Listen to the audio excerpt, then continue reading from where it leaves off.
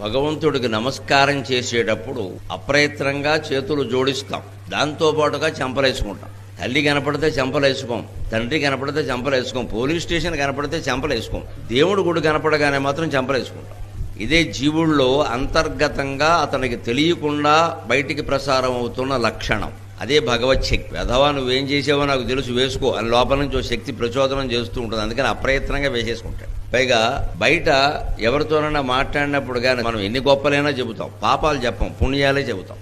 దేవుడి దగ్గరకు వచ్చేసరికి ఒక్కడ కూడా పుణ్యాలు చెప్పడండి. నేను ఇంత గొప్ప చేశా, అంత దానం చేశా అని అనడండి.